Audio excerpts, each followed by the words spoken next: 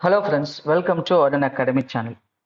நாம் இந்த செக்ஷனில் என்ன பார்க்க போகிறோம் அப்படின்னா, எஸ்எஸ்சி ஜிடி கான்செப்டோட ப்ரீவியஸ் இயர் மேத்தமெட்டிக்ஸ் கொஸ்டின்ஸ் தான் பார்க்க போகிறோம். சரிங்களா? நம்ம ஆல்ரெடி வந்து பார்த்தீங்கன்னா அப் டு செட் 5 வரைக்கும் இருக்கிற எல்லா கொஸ்டின்ஸுமே வந்துட்டு அப்லோட் பண்ணியிருப்போம். நீங்கள் இன்னும் அந்த வீடியோவில் இருக்கிற கொஸ்டின்ஸ்லாம் பார்க்கல அப்படின்னா, அந்த வீடியோக்கான லிங்க்கை நான் இந்த வீடியோட டிஸ்கிரிப்ஷனும் சரி கமெண்ட் செக்ஷன்லையும் சரி கொடுத்துருக்கேன். நீங்கள் அதை கிளிக் பண்ணி பார்த்துக்கலாங்க. சரிங்களா? சரி, இன்னைக்கான கொஸ்டினை பார்க்கறதுக்கு முன்னாடி ஒரு இம்பார்ட்டன்டான அப்டேட். இது நான் லாஸ்ட் வீடியோலயும் சொல்லியிருப்பேன், இதோட ப்ரீவியஸ் வீடியோலயும் சொல்லியிருப்பேன். இருந்தாலும் நீங்க இப்பதான் ஃபர்ஸ்ட் டைம் பாக்குறீங்கன்னா உங்களுக்கு இந்த அப்டேட் வந்துட்டு தெரிஞ்சுக்கணும் இல்லையா, அதுக்கு தான் நான் இப்பயும் சொல்றேன். சரிங்களா? இது என்ன அப்படின்னு பாத்தீங்கன்னா, ஜனவரி 26 ஜனவரி 26ஆம் தேதியிலிருந்து சரிங்களா நாம வந்துட்டு ஒரு டெஸ்ட் பேட்ச் வந்து கண்டக்ட் பண்ண போறோம். சரிங்களா? இது வந்து முழுக்க முழுக்க ஃப்ரீ தான். சரிங்களா? இதுக்கு நீங்க எந்த ஒரு பேமெண்ட்டும் பே பண்ணுங்கிற அவசியம் இருக்காது. இது முழுக்க முழுக்க ஃப்ரீ தான். உங்களுக்கு வந்து பாத்தீங்கன்னா இதுல எல்லா செக்ஷனுமே கவர் ஆகும். சரியா? மேக்ஸ் கவர் ஆயிரும். சரிங்களா? நம்ம செக்ஷன் வைஸா தான் டெஸ்ட் பேட்ச் உங்களுக்கு வைப்போம். சரிங்களா? எல்லா செக்ஷனும் உங்களுக்கு கவர் ஆயிரும். மேக்ஸ், அடுத்தது வந்து பாத்தீங்கன்னா GK, GK plus current affairs, அடுத்து வந்து பாத்தீங்கன்னா ஜென்ரல் இங்கிலீஷ், அப்புறம் ரீசனிங். சரியா? இது எல்லா டாபிக்குமே உங்களுக்கு கவர் ஆயிரும். சரிங்களா? இது எல்லா டாபிக்கும் உங்களுக்கு இங்கிலீஷ், ரீசனிங்கு, அடுத்தது மேக்ஸ், அடுத்தது ஜிகே பிளஸ் கரண்ட் அஃபேர்ஸ், இது எல்லாமே உங்களுக்கு கவர் ஆயிரும். சரிங்களா?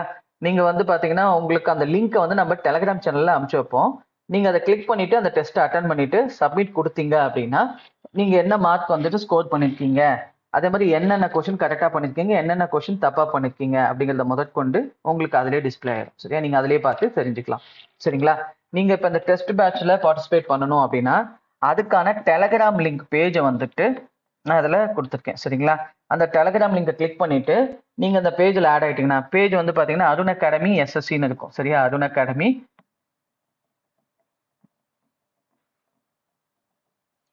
எஸ்எஸ்சின்னு இருக்கும். சரிங்களா? அதில் அப்படி அந்த லிங்கை கிளிக் பண்ணி ஜாயின் பண்ணிட்டீங்கன்னா உங்களுக்கு இந்த எஸ்எஸ்சி எக்ஸாம் ஓரியன்டான அப்டேட் எல்லாமே உங்களுக்கு வந்துடும். கூடவே வந்து பார்த்தீங்கன்னா இந்த டெஸ்ட் பேட்ச்க்கான லிங்க்கும் உங்களுக்கு அப்டேட் பண்ணிட்டே இருப்பாங்க. சரிங்களா? நீங்கள் அதை கிளிக் பண்ணி டெஸ்ட் எழுதிக்கலாம். இந்த டெஸ்ட் பார்த்தீங்கன்னா நீங்கள் எந்த அளவுக்கு ப்ரிப்பேர் பண்ணியிருக்கீங்க, சரியா, இன்னும் எவ்வளோ பண்ணணும் அப்படிங்கிறத தெரிஞ்சுக்கிறதுக்கு இது ஒரு பேராமீட்டராக இருக்கும், ஒரு அளவுகோலாக இருக்கும். சரிங்களா? நீங்கள் இப்போலேருந்து ப்ராப்பராக பண்ணினீங்கன்னா கூட இந்த எக்ஸாமில் நீங்கள் நல்ல ஸ்கோர் எடுத்துடலாம். சரியா? ஜிடி கான்செப்டில் கண்டிப்பாக ஒரு ஒரு 60+ கூட எடுத்துடலாம். சரியா? இந்த டைம்ல இருந்து நீங்க கரெக்டா ப்ராக்டிஸ் பண்ணிட்டே வரீங்கன்னா நல்லாவே ஸ்கோர் பண்ணிடலாம். சரிங்களா? இது ரொம்ப வந்து ஈஸியா ஸ்கோர் பண்ற ஏரியா தான் எல்லாமே. சரியா? இங்கிலீஷ் மட்டும் கொஞ்சம் நீங்க எஃபர்ட் போடுற மாதிரி இருக்கும், மற்றபடி மீதி எல்லாமே வந்து பாத்தீங்கன்னா ரொம்ப ஈஸி தான். சரிங்களா? சரிங்க, நம்ம இந்த இங்கிலீஷும் வந்துட்டு உங்களுக்கு இம்ப்ரூவ் பண்றதுக்கு, இந்த ஸ்பெல் செக் பண்றதுக்கு, சரியா, யாராவது வந்துட்டு எப்படி டிடெக்ட் பண்றது அப்படிங்கிறதுக்குலாம் பிடிஎஃப் உங்களுக்கு அனுப்பிச்சு வைப்பாங்க இந்த டெலிகிராம் லிங்க்லயே, அதையும் நீங்க யூஸ் பண்ணிக்கலாம். சரிங்களா? சரிங்க, இன்னைக்கான கொஸ்டின்ஸை நம்ம பார்க்கலாம். சரியா? அப்படியே பாருங்க, கொஸ்டின்ஸ் பாருங்க. ஃபர்ஸ்ட் கொஸ்டினை பாருங்க, என்ன சொல்றாங்க பாருங்க. என்ன சொல்றாங்க அப்படின்னா, Mr. Sharma spent 15% of his total income, 15% of his total income on rent. 75% of the remaining. இந்த மாதிரி ரிமைனிங் அப்படிங்கிற வேர்டு வந்துச்சுன்னா நம்ம என்ன பண்ணணும் அப்படிங்கிறத அந்த வீடியோல உங்களுக்கு டீட்டெயிலாக சொல்றேன். சரியா? சில சமயம் இந்த ரிமைனிங் வேர்டு கொடுக்காம பண்ணாங்கன்னா வேற மாதிரி போடுவோம், அதே ரிமைனிங் வேர்டு கொடுத்தா நம்ம வேற மாதிரி போடணும். ஆனால் நம்ம என்ன பண்ணுவோம் அப்படின்னா ரெண்டையும் ஒரே மாதிரி போட்டுருவோம், அப்போ ஆன்சர் தப்பா வந்துடும். சரியா? இப்போ ரிமைனிங்னு கொடுக்கும்போது எப்படி போடணும் அப்படிங்கிறத நல்லா கவனமா பாருங்க. Part on other expenses and still saves rupees 1700 monthly. What is his monthly income அப்படின்னு சொல்லி கேட்குறாங்க. சரியா? திரு சர்மா தனது மொத்த வருமானத்தில் 15% வாடகைக்கும் மீதியில் 75% மற்ற, மீதியில் அப்படிங்கிற வேர்டு ரொம்ப முக்கியம். சரியா? 75% மற்ற செலவுகளுக்கும் செலவிடுகிறார். மேலும் மாதம் ரூ. 1700 சேமிக்கிறார் எனில் அவருடைய மாத வருமானம் என்ன? அவருடைய மாத வருமானம், இன்கம், மந்த்லி இன்கம் என்னன்னு கேட்டிருக்காங்க. சரியா? அப்ப பாருங்க, மொத்தமா அவர்கிட்ட எவ்வளவு இருக்கு அப்படின்னு பாத்தீங்கன்னா வருமானம், இன்கம். சரியா? மாத வருமானம் என்னன்னு வச்சுக்கணும் அப்படின்னா நம்ம 100% வச்சுக்கணும். எப்ப பர்சன்டேஜ்ல கொடுத்தாலும் அசல் மதிப்பை நம்ம 100 தான் எடுத்துக்கணும். சரியா? இப்ப இதுல அவர் பாத்தீங்கன்னா 15% செலவு பண்ணிட்டார். சரியா? எதுக்காக அப்படின்னா ரெண்ட்டுக்காக, வீட்டு வாடகைக்காக. அப்ப கையில எவ்வளவு இருக்கும்? 85% தான் இருக்கும். சரியா? இப்ப இந்த 85% தான் நம்ம ரிமைனிங் அப்படின்னு சொல்றோம். இந்த மாதிரி ரிமைனிங்கிற வேர்டு கொடுத்தாங்கன்னா அந்த 85 நம்ம என்னவா கன்சிடர் பண்ணிக்கணும் தெரியுமா? 100% எடுத்துக்கணும். எத்தனை பர்சன்ட் எடுத்துக்கணும்? 100% எடுத்துக்கணும். இப்ப அந்த 100%ல தான் 75% மற்ற இதர செலவுக்காக செலவு பண்ணிட்டாரு. அப்ப 75 கழிச்சீங்கன்னா மீதி என்னவா இருக்கும் அவர் கையில? 25% இருக்கும். சரிங்களா? பாருங்க, மீதமுள்ள அப்படிங்கும்போது அந்த மீதமுள்ளதை நம்ம 100% எடுத்துக்கணும். சரியா? இப்ப நம்ம அப்படி போடலாங்களா? என்ன பண்ணணும்? 1700 அப்படிங்கிறது 25% அப்படின்னா, இந்த 1700 இருக்கு இல்லைங்களா? இது வந்து 25% அப்படின்னா, அப்படியே 1700 25 வகுத்தீங்கன்னா 1% மதிப்பு கிடைச்சிடும். சரியா? இன்ட்டு 100% என்னன்னு கண்டுபிடிச்சீங்கன்னா நமக்கு என்ன வந்துடும்? இந்த 85% மதிப்பு வந்துடும். இந்த 85% மதிப்பு நமக்கு வந்துடும். சரியா? சரி, அடுத்தது இதை வச்சுட்டு நம்ம என்ன பண்ணலாம் அப்படின்னா, இது வந்து 85% அப்படின்னா, சரியா, 100% என்னன்னு கண்டுபிடிச்சீங்கன்னா நமக்கு என்ன கிடைச்சிடும்? நம்மளோட மாத வருமானம். யாரு? சர்மாவோட மாத வருமானம் என்னங்கிறது கிடைச்சிடும். சரியா? சர்மாவோட மாத வருமானம் என்ன அப்படிங்கிறது கிடைச்சிடும். சரியா? இப்போ அப்படியே கேன்சல் பண்ணுங்க. நான் சொல்றது தெளிவா புரிஞ்சுக்குன்னு நினைக்கிறேன். ரிமைனிங்னு வந்தா அந்த மீதி உள்ளதை நம்ம 100% வச்சுக்கணும். அதுல 75% செலவு பண்ணிட்டாரு அப்படின்னா மீதி அவர் கையில 25% இருக்கும். சரியா? இப்ப அதை அப்படியே கேன்சல் பண்ணுங்க. கேன்சல் பண்ணா 25 கேன்சல் பண்ணா இது ஒரு முறை, இது 4 முறை. சரியா? அடுத்தது என்ன பண்ணலாம்? 17 கேன்சல் பண்ணா இது ஒரு முறை. சரியா? அந்த 0 அப்படியே போட்டுக்கோங்க. இது வந்து பாத்தீங்கன்னா 85 17ஆம் வாய்ப்பாடுல கேன்சல் பண்ணா 5 முறை. சரியா? அடுத்ததா இந்த 100 வந்து 5ஆல கேன்சல் பண்ணீங்கன்னா இங்க ஒரு முறை, இங்க 20 முறை. சரியா? அப்ப அவரோட வருமானம் என்ன அப்படின்னா 100 இன்ட்டு 4 400, 400 இன்ட்டு 20 8000. சரியா? அப்ப அவரோட மாத வருமானம் என்னங்க? 8000 rupees. சரிங்களா? சம் கிளியரா புரிஞ்சிருக்கும்னு நினைக்கிறேன். இந்த ரிமைனிங் அப்படிங்கிற வேர்டு வந்தா கொஞ்சம் கேர்ஃபுல்லா ஹேண்டில் பண்ணுங்க. சரியா? ரொம்ப முக்கியம். இந்த மாதிரி சம்லாம் அப்பப்போ கேட்டுக்கிட்டே தான் இருக்காங்க. சரிங்களா? சரி, நம்ம அடுத்த சம் பார்க்கலாங்களா? அடுத்த சம் பாருங்க. A cone of height 8 cm and base radius 4 cm is curved from a rectangular block of wood 8 cm into 6 cm into 4 cm. The percentage of wood wasted is approximately. சரிங்களா? என்ன சொல்றாங்க பாருங்க. 8 centimetre 6 centimetre 4 centimetre மரத்தின் செவக தொகுதியில் இருந்து 8 centimetre உயரமும் 4 centimetre அடி வாரமும், சரியா, அடி ஆரம் வந்துட்டு 4 சென்டிமீட்டரும், சரிங்களா, கொண்ட ஒரு கூம்பு செதுக்கப்பட்டுள்ளது எனில் வீணாகும் மரத்தின் சதவீதம் தோராயமாக என்ன? சரியா? தோராயமா வந்துட்டு எவ்வளவு வேஸ்ட் ஆகும்னு சொல்லி கேக்குறாங்க. சரியா? அப்ப நல்லா கவனிங்க.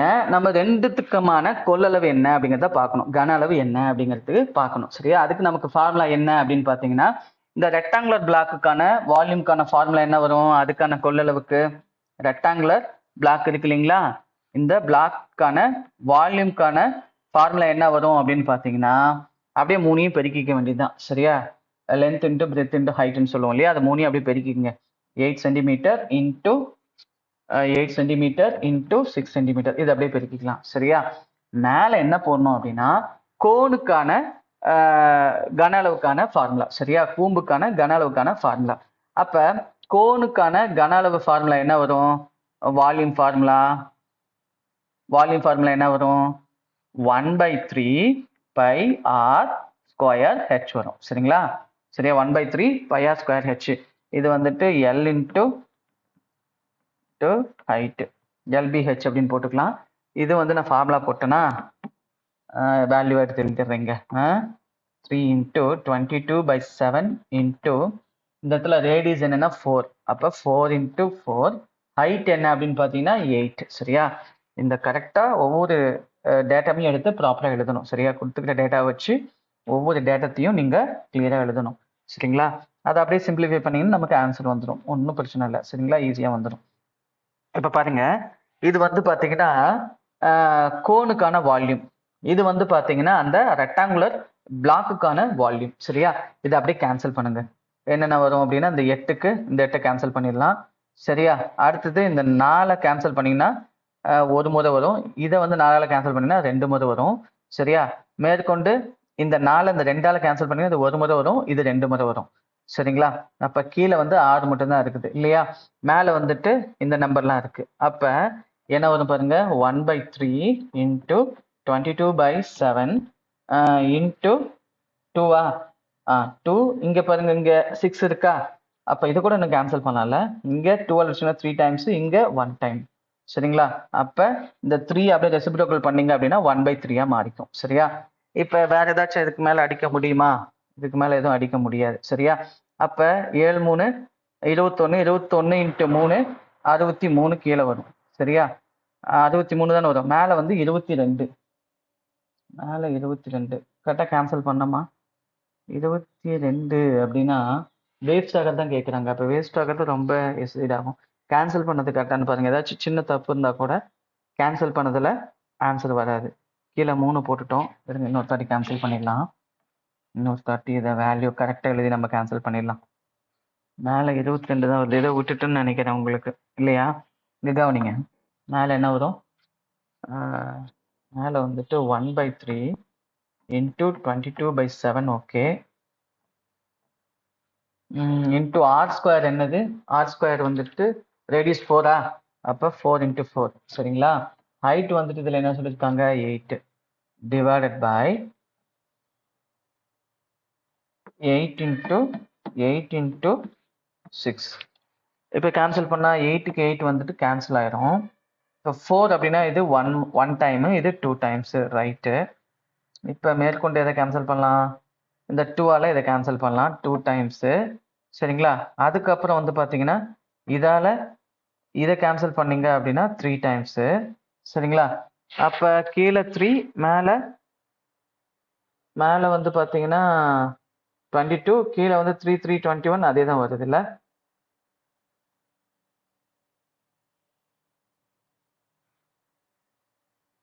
(22/63).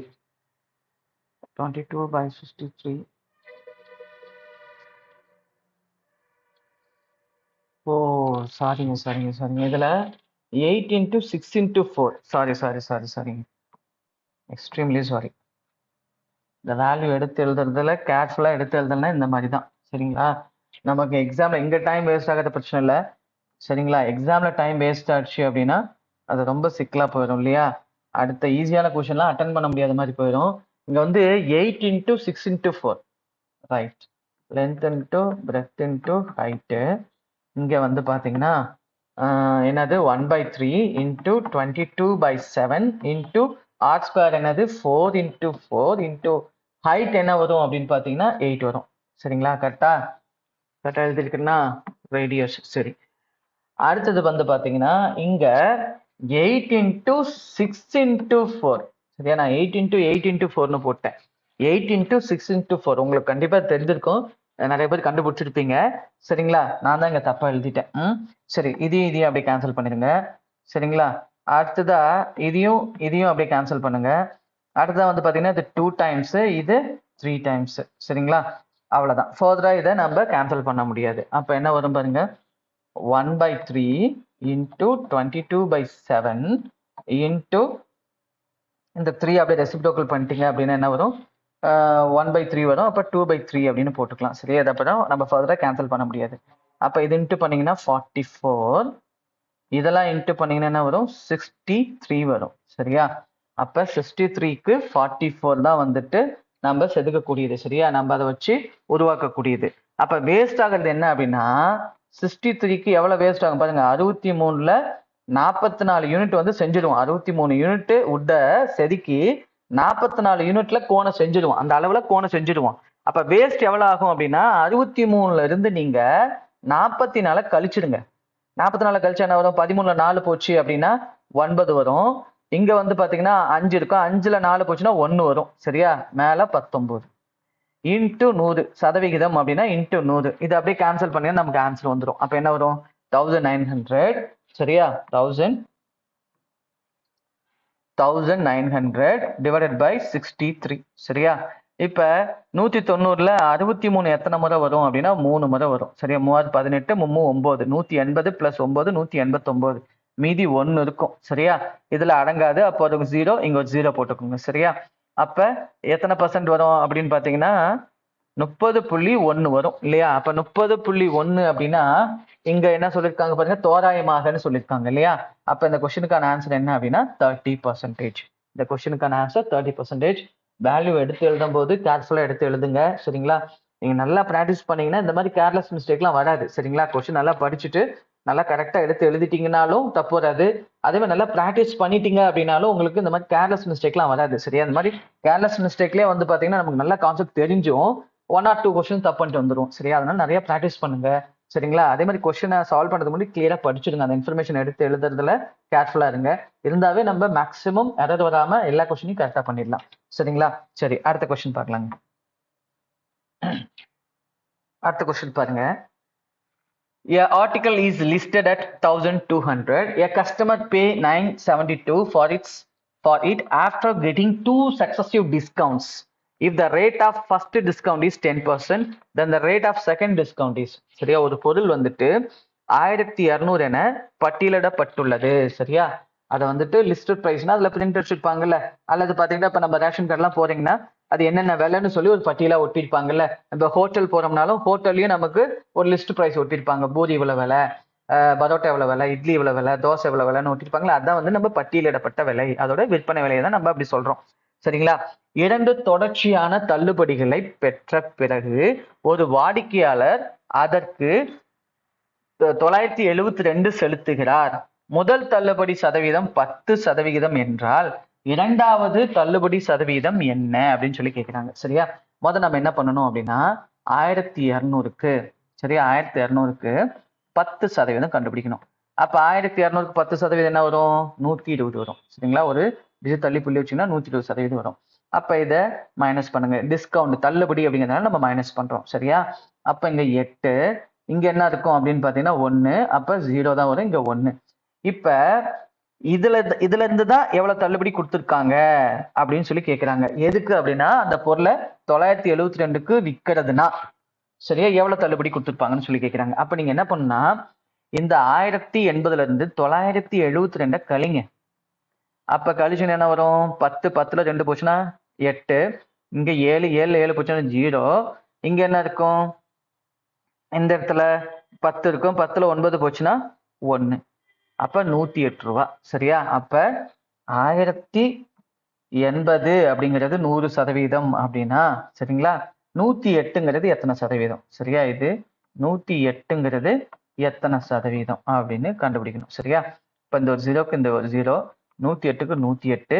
அப்ப இந்த கொஸ்டினுக்கான ஆன்சர் என்ன வரும் அப்படின்னு பாத்தீங்கன்னா 10%. இந்த கொஸ்டினுக்கான ஆன்சர் 10%. அப்ப ரெண்டாவது தள்ளுபடி என்னன்னு கேட்டாங்கன்னா 10 தான் ஆன்சர். சரியா? செகண்ட் ஆப்ஷன் தான் இதுக்கான ஆன்சர். சரிங்களா? அது கிளியரா புரிஞ்சிருக்கும்னு நினைக்கிறேன். சரிங்களா?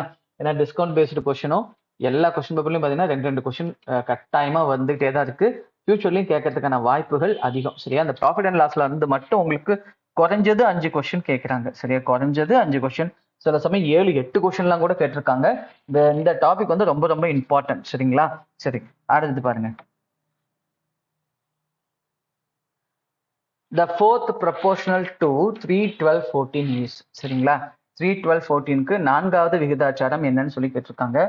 நம்ம ஆல்ரெடி இது ஃபுல் டீட்டெயிலா பார்த்துப்போம். எல்லா கொஸ்டின் பேப்பர்லயும் சம் வந்துட்டே தான் இருக்கு. சரிங்களா? A:B proportion C:D. பாருங்க, இதையும் இன்ட்டு பண்ணாலும் இது இன்ட்டு பண்ணாலும் ஈக்குவலா இருக்கணும். AD = BC. இதுதான் ரொம்ப முக்கியம். AD = BC. சரிங்களா? இப்ப ஏங்கிறது வந்துட்டு 3ன்னு எடுத்துக்கணும். ஏங்கிறது 3,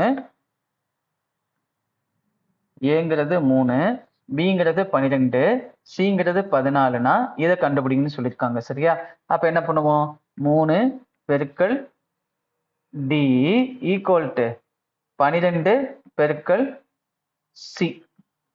அப்படி இந்த வேல்யூ எடுத்து எழுதிக்கிட்டேன். இப்ப D-யை கண்டுபிடிக்கணும், என்ன பண்ணுவோம்? D-யை கண்டுபிடிக்கணும்னா D = 12 × 14/3.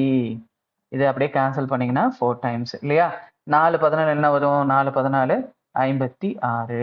அப்ப இந்த கொஸ்டினுக்கான ஆன்சர் என்ன அப்படின்னு பாத்தீங்கன்னா 56. சரியா? கிளியரா புரிஞ்சிருக்கும்னு நினைக்கிறேன். நம்ம அடுத்த கேள்வி போலாமா? அடுத்த கேள்வி பாருங்க. Find the sum of the digits of a smallest 6-digit number divisible by 18, 24 and 25. அதாவது 18, 24 மற்றும் 25ஆல் வகுப்படும் சிறிய 6 இலக்க எண்ணின் இலக்கங்களின் கூட்டுத்தொகையை கண்டறியவும் அப்படின்னு சொல்லி கேட்டிருக்காங்க. இந்த மாதிரி வகுப்படக்கூடிய, சரியா, இந்த எண்களால் வகுப்படக்கூடிய மிக சிறிய எண் அப்படின்னு கேட்டாவே, சரியா, நம்ம என்ன பண்ணணும் அப்படின்னா எல்சிஎம் கண்டுபிடிக்கணும். சரியா, என்ன கண்டுபிடிக்கணும்? எல்சிஎம் கண்டுபிடிக்கணும். சரியா, எதுக்கு? 18, 24, 25. இதுல 18ம் 24 6ஆம் வாய்ப்பாடுல அடங்கும், 25 5ஆம் வாய்ப்பாடுல மட்டும்தான் அடங்கும். அப்ப 6ஆம் வாய்ப்பாடுல டிவைட் பண்ணுங்க. மேக்சிமம் நம்பர்ஸ் எந்த ஒரு வாய்ப்பாடால வகுப்படுதோ அதால தொடங்குங்க. அப்ப இது 3 முறை வரும், இது 4 முறை வரும், இது 25 வரும். சரியா, இப்ப பாருங்க 3, 4, 25 இது மூணுமே வந்து ஒரே வாய்ப்பாடுல வகுப்படாது. அப்ப எல்சிஎம் என்ன அப்படின்னு பாத்தீங்கன்னா, எல்சிஎம் என்ன?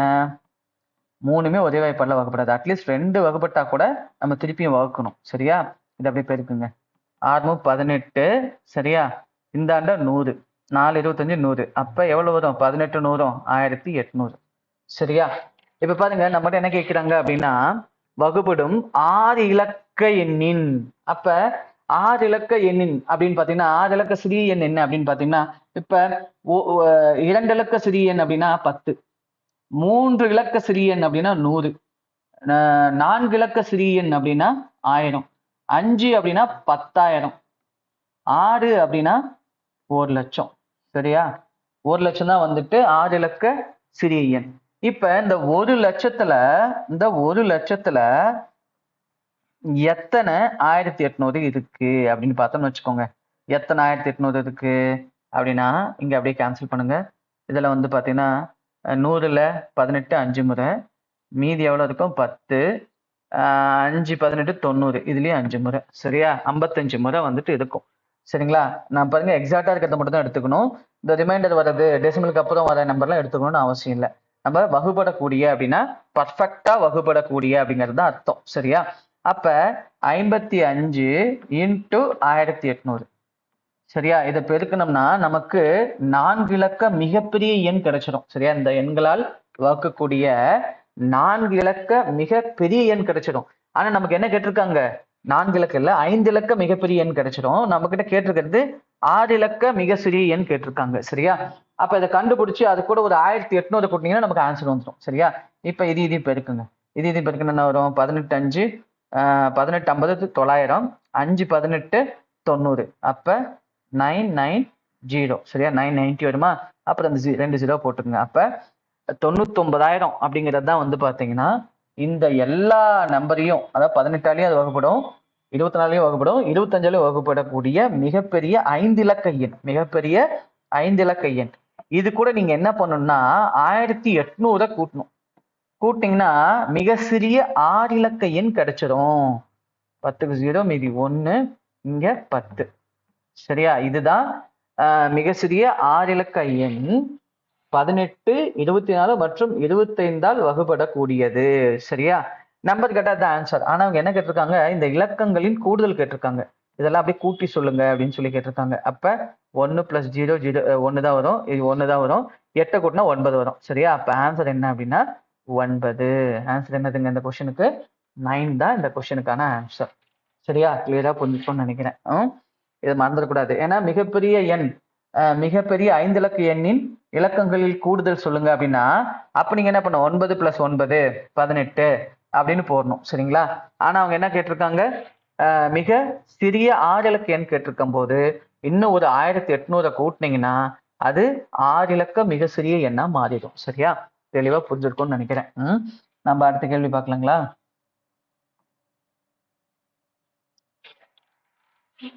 அடுத்த கேள்வி பாருங்க.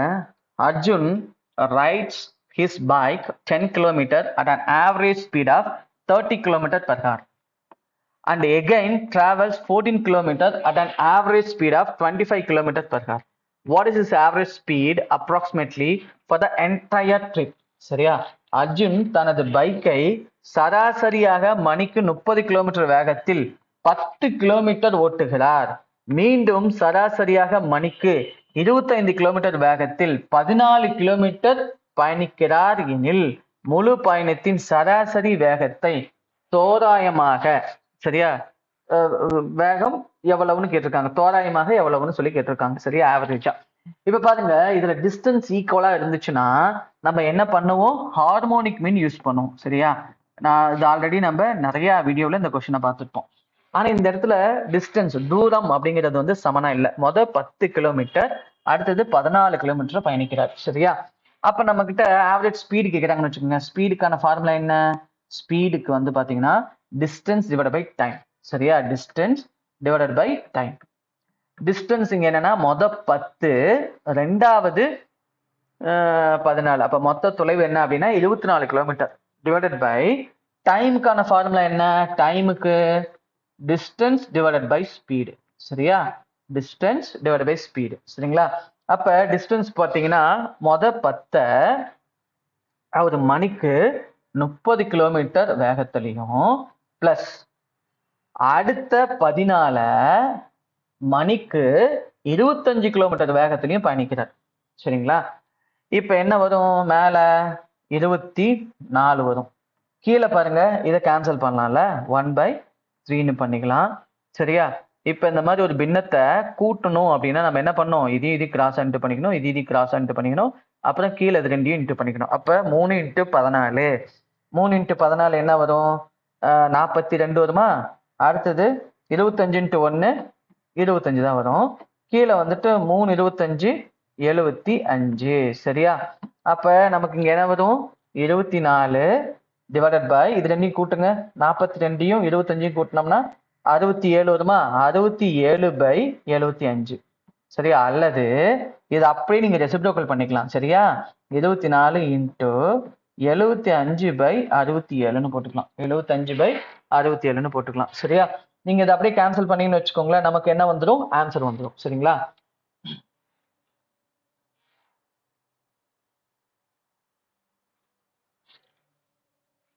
இப்ப அப்படியே கேன்சல் பண்ணலாமா? இது வேற ஏதாவது சுருக்க முடியுமா? வேற எதையும் சுருக்க முடியாது இல்லையா? அப்ப இதை எப்படி பெருக்கிக்கலாம்? 24 × 75 அப்படின்னு பார்த்தீங்கன்னு வச்சுக்கோங்களேன், என்ன வரும்? 27 × 75 அப்படின்னா 24 × 75. சரியா? அப்ப 5 5 20க்கு 0, மீது 2, 2 10, 10 2 12. சரியா? அப்புறம் 7 28க்கு 8, மீதி 2, 7 14, 14 2 16. அப்ப அதை கூட்டினோம்னா 0, 10க்கு 0, மீதி 1, இங்க வந்துட்டு 8 1. சரியா? 1800. 1800 டிவைட் பை 67. 1800 divide by 67.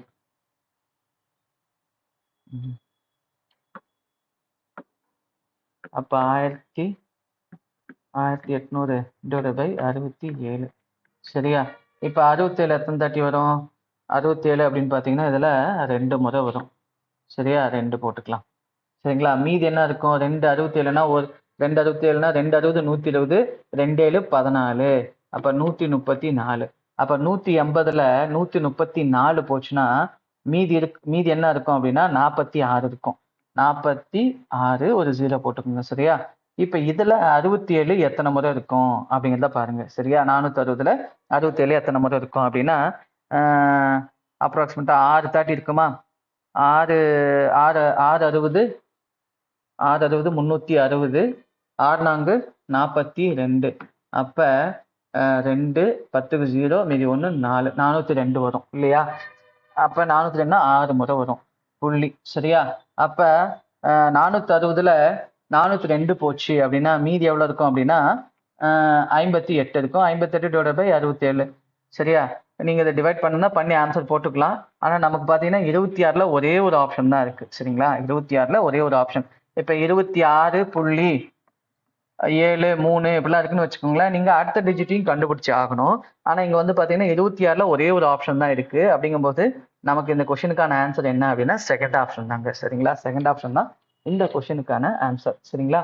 இப்ப இது வரைக்கும் நான் இந்த வீடியோல சொல்லி கொடுத்த எல்லா கொஸ்டினும் உங்களுக்கு தெளிவா புரிஞ்சிருக்கும். அப்படின்னு நல்லா புரிஞ்சிச்சு, தெளிவா இருந்துச்சு அப்படின்னா மறக்காம இந்த வீடியோவுக்கு ஒரு லைக் பண்ணுங்க. சரிங்களா? நீங்க இப்பதான் ஃபர்ஸ்ட் டைம் நம்மளோட அருண் அகாடமி சேனலை விசிட் பண்றீங்க அப்படின்னா நம்ம சேனலை சப்ஸ்கிரைப் பண்ணுங்க, கூடவே பெல் சிம்பலையும் ப்ரெஸ் பண்ணி வச்சுக்கோங்க. அப்பதான் நான் இது போல அப்லோட் பண்ற ஒவ்வொரு வீடியோவும் உங்களுக்கு நோட்டிபிகேஷனா வரும், நீங்களும் அப்டேட் பண்ணிக்க முடியும். சரிங்களா? தேங்க்யூ ஃபார் வாட்சிங் அருண் அகாடமி சேனல்.